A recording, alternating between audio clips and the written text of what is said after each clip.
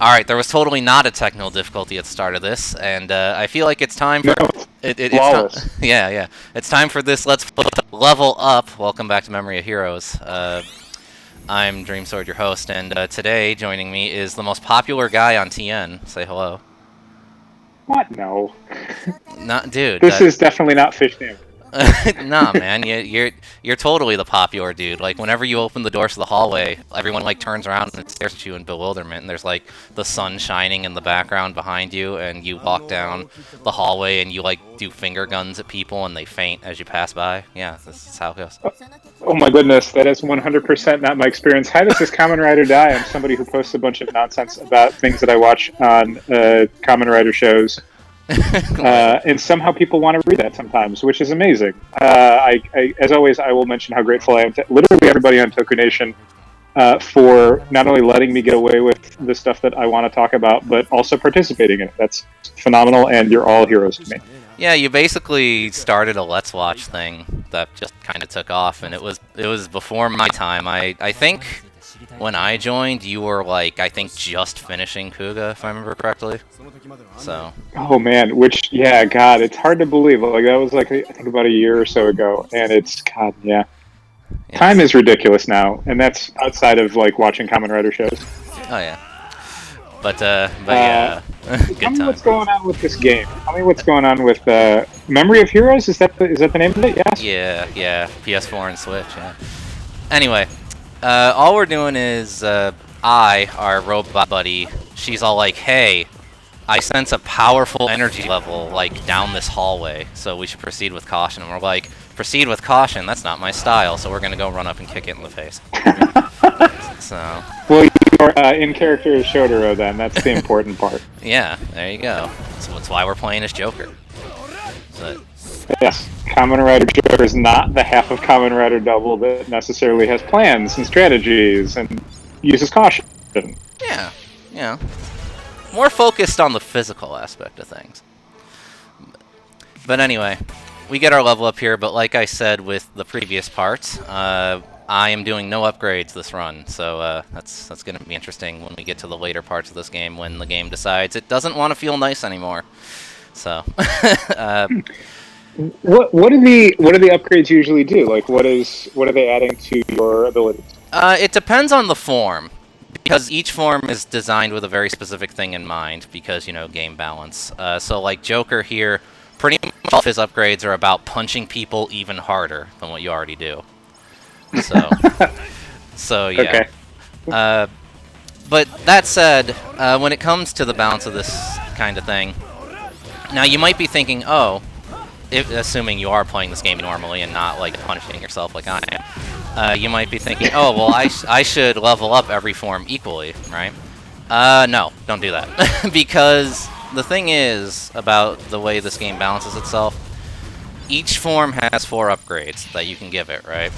The first 2 upgrades, like, yeah, they're nice, Okay. but they're really not anything super noticeable unless you're, like, super paying attention. Upgrades 3 and 4, those are where it's at. Like, that's where, like, you see the really huge difference in the stats. So it's honestly in your best interest to pick a form you really like and just max it out as soon as you possibly can. So. Sure. Who is Joker fighting here? Those are the Masquerade guys from Double. Who else is he fighting? The dude with the rifle, I didn't know this, but Androzani filled me in, actually. He commented on one of the videos. Those are actually the robots from Build. I did not know that. I have not seen Build yet, so... Oh, is it? The Guardian. Oh, okay. Yeah, the Guardian, the Action Guardians and whatever they... I don't know. Those two guys, and I don't remember what they're called beyond, like, Guardians, I think is what they're called. Which, honestly, what that makes me theorize, and it could easily be not correct, because I have no idea what the production of this game was like. It makes me think that originally this game was going to have Build in it, but then 0-1 happened, and they were like, instead of Build, put in 0-1, and everyone was like, okay, I guess. Like, so, that's my personal theory, yeah. So, I mean, because this game, it's Kamen Rider Double, it's 0-1, and it's O's, is that right? Yeah, and we have not met O's as of yet. We technically met 0-1, but he was in the game for like 5 minutes, so... Okay. Maybe they're just setting up a bunch of weird DLC. Like, I would pay money for a sequel to this Oh yeah, I game would. that is just Forza and Fives, because they would be like literally the worst team of 2 characters you could pick. They would not get along at all.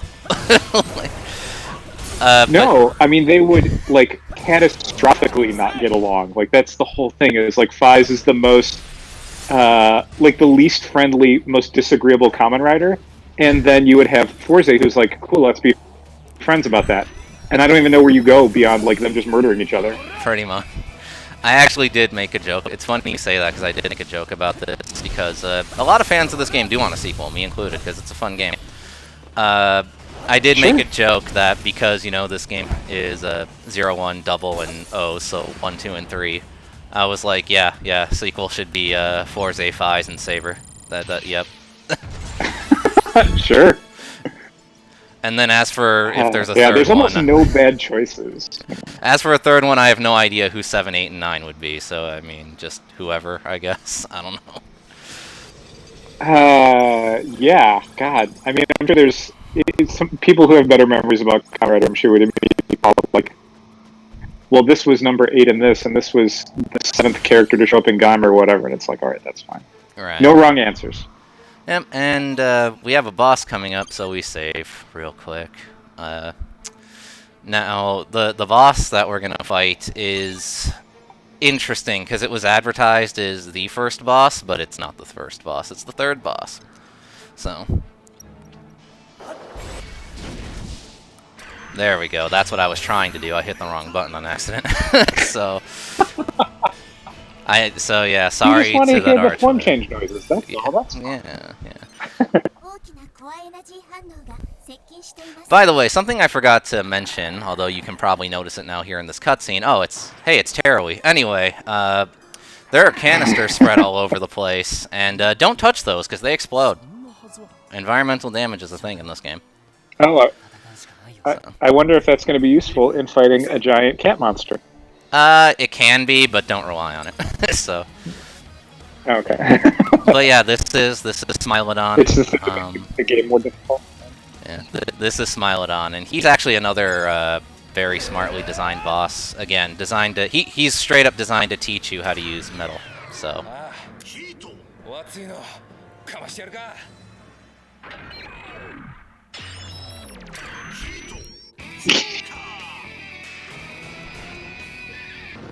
So, you know. That said, the strategy's pretty simple. Just dodge out of the way when you need to go on the offense. Heat Joker's great for armor break, and then we're going to use Cyclone Metal to deflect projectiles, like that. Poor guy doesn't really stand much of a chance. Nice. To keep your wits about you. So. But, so, that said, if I don't keep my wits about me, which I normally do not, I'll be at a disadvantage, is what you're saying. Yeah, pretty much.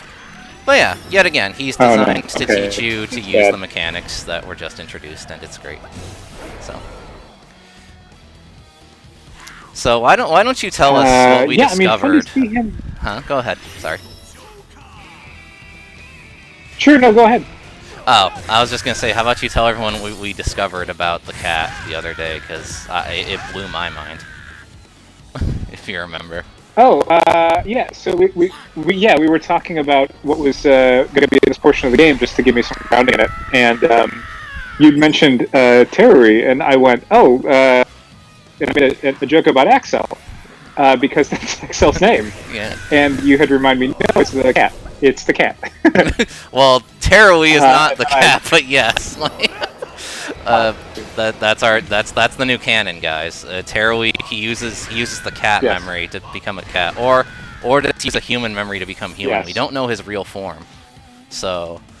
No, my canon is that Axel is 100% a tiny house cat that wears a red leather jacket and does not like being questioned.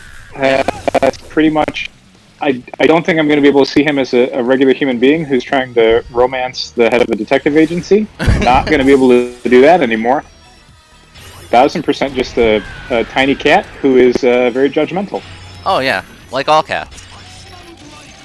Yeah, I mean, that's the thing. Like, the more you joke about it, the more like, no, Correct. That is the better way of telling that story than him being like a handsome Japanese man who's lost his family. No, a cat.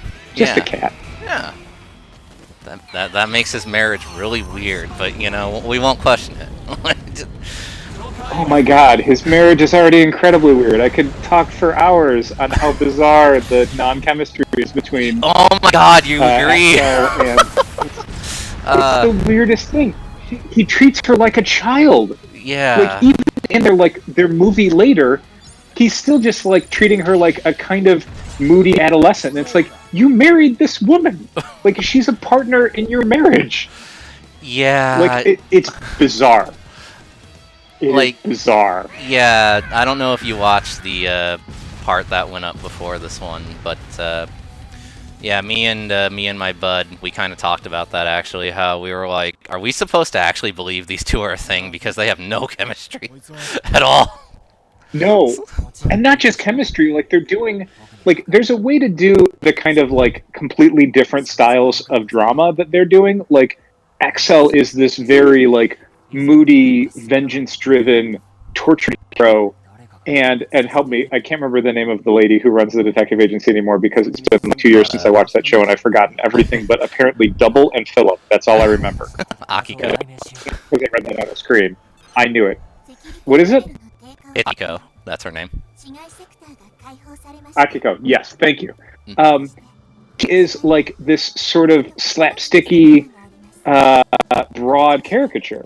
So like having the two of them form a relationship is a thing where like you could do something interesting with that, where there's like a kind of duality there, which, you know, Double, that makes sense. But the problem is like they don't even feel like they exist in the same world, let alone like the same narrative. Yeah. It's bizarre. Yeah, I don't. Of all the things that I love about Double, that is not one of them. Yeah, I agree.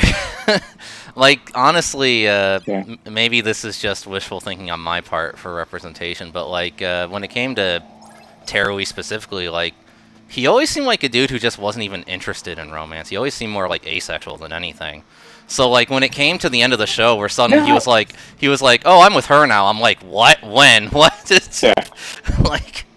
Yeah, it's this super weird, like, heteronormative, like, someone's got to get married. Like, do they, though? Is that this show? Right, yeah. No, I do see your point. Like, he's a character that is almost, like, consumed by this vengeance that he has to get. And, like, that's his entire arc. So the idea of, like, no, he also, like, has feelings for this lady is, like, I mean, they tell you that a lot, but it's hard to feel it, you know? I don't know, it was weird. Yeah. But it was chosen, and we have to deal with it. Yeah. Do you think that's going to be a huge part of this game? Is their relationship? Thankfully, no. This game, while their relationship does come up at like one point, it's not the focus. This is an action game. Thankfully. I feel like this game would be very. I'm pretty sure it came up in a Guy movie of all places. So, like, it comes up a lot. Yeah. Like. If this game were a dating sim, it would be very different, I imagine. So. I would play the shit out of that game. Are the Kamen Riders dating each other, or are they dating, like, different characters from the show? Sell me on this, because you've already got my interest. Well, let's see. If we're going by cliche dating sims, you'd be a brand new girl who just moved into the neighborhood. And you one day are going down an alley that you have no business going down, and you're saved by Shotaro, and you instantly fall in love. Okay. But as you decide to stalk him and follow him around, you end up meeting every other Kamen Rider, and you're like, oh no, which one do I choose? And yeah, you go from there. Oh man.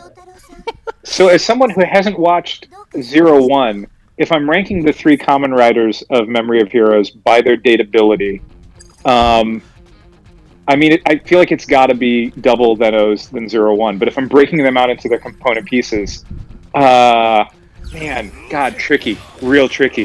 Where do you put Ankh? Man. Oh, I mean, I don't know.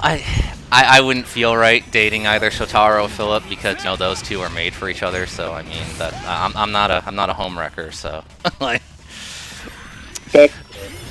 Not even in a video game. God, good for you. Yeah, I know. The whole point is to be like, no, this is my man. But just when it comes to games, like unless I'm Live your specifically, fantasies. like unless I'm going specifically for like the douchebag ending or something, right? I usually stick to like, well, what would I do in this Sure. situation, you know? So.